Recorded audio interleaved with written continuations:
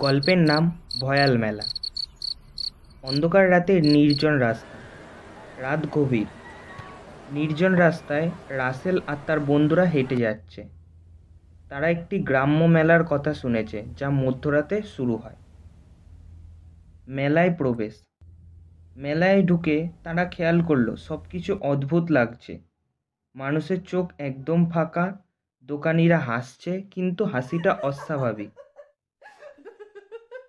ভৌতিক নাগরদোল্লা।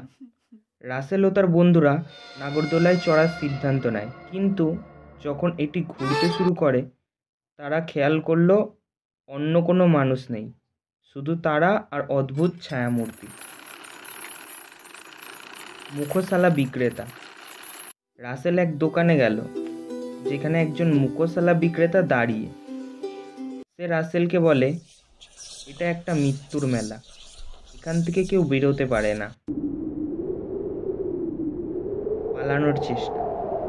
রাসেল ও তার বন্ধুরা আতঙ্কিত হয়ে দৌড় দিল, কিন্তু তারা বারবার এক জায়গায় ফিরে আসছে।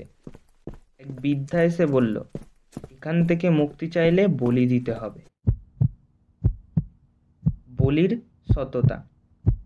বৃদ্ধ জানালো, বহু বছর আগে এখানে এক মেয়েকে বলি দেওয়া হয়েছিল, আর এখন সে প্রতিশোধ নিতে ফিরে এসেছে।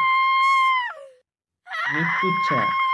রাসেল দেখল তার বন্ধুরা একে একে অদৃশ্য হয়ে যাচ্ছে।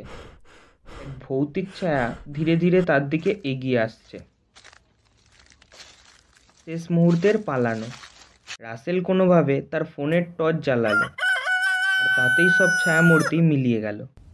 সে জ্ঞান হারালো, আর যখন চোখ খুলল সে দেখল গ্রামের বাইরে পড়ে আছে।